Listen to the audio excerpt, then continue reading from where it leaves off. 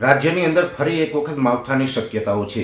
હવે જે માવઠાનો વરસાદો પડવાના છે એમાં ખાસ કરીને અત્યારે ડિસેમ્બર મહિનાનું છેલ્લું સેશન ચાલી રહ્યું છે। આજે 21 ડિસેમ્બર થઈ ચૂકી છે અને 21 થી 28 ડિસેમ્બર સુધીનું જે સેશન છે એમાં રાજ્યના અનેક વિસ્તારોની અંદર હવામાનમાં પલટો આવશે અને અનેક જગ્યાએ વરસાદી ઝાપટા પણ પડી શકે છે, જેમાં ખાસ કરીને 25, 26 અને 27 ડિસેમ્બર દરમિયાન રાજ્યના અનેક વિસ્તારોની અંદર ઝાપટા પડવાની શક્યતાઓ વધારે છે। એનું મેઇન કારણ છે કે અત્યારે ઉત્તર ભારતના પહાડી પ્રદેશો ઉપરથી WD એટલે કે વેસ્ટર્ન ડિસ્ટર્બન્સ છે એ પસાર થઈ રહ્યું છે। ખૂબ મજબૂત વેસ્ટર્ન ડિસ્ટર્બન્સ છે અને દક્ષિણ ભારત ઉપર અત્યારે જે ઈશાનના ચોમાસાનો પ્રભાવ છે અને ઈશાનના ચોમાસાને કારણે ત્યાં પણ મજબૂત એક વરસાદી સિસ્ટમ પસાર થઈ રહી છે। એ બંને પરિબળોને કારણે મધ્ય ઉત્તર રાજસ્થાન ઉપર એક સાયક્લોનિક સર્ક્યુલેશન બની રહ્યું છે અને એ સાયક્લોનિક સર્ક્યુલેશનને કારણે ગુજરાતના અનેક જિલ્લાઓની અંદર માવઠાના વરસાદની શક્યતાઓ છે।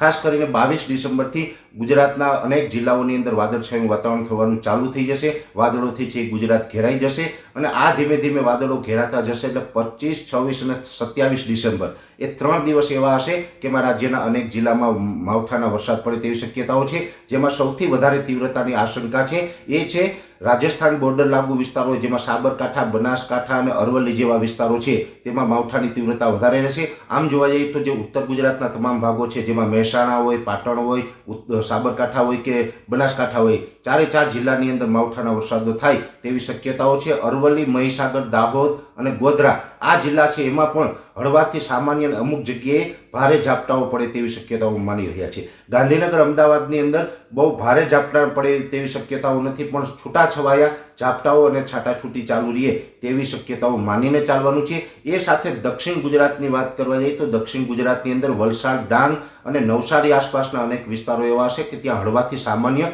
વરસાદી ઝાપટાઓ પડે તેવી શક્યતાઓ છે અને આ તમામ પ્રક્રિયાઓ છે એ 25, 26 અને 27 ડિસેમ્બર દરમિયાન થાય તેવી શક્યતાઓ છે।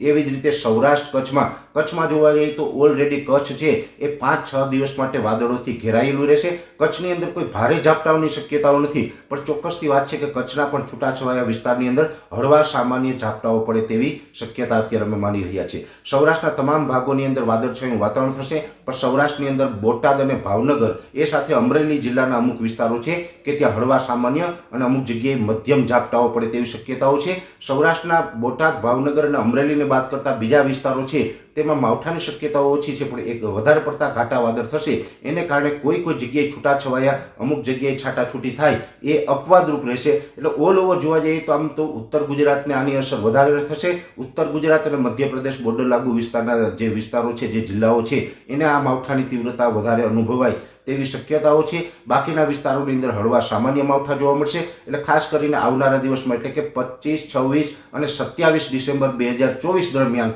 રાજ્યના મોટાભાગના વિસ્તારોની અંદર માવઠાની શક્યતાઓ છે। રાજસ્થાન ઉપરથી સાયક્લોનિક સર્ક્યુલેશન પસાર થઈ રહ્યું છે, જેને કારણે આ માવઠું થાય તેવી શક્યતાઓ છે, જેની દરેક મિત્રોએ નોંધ લેવી।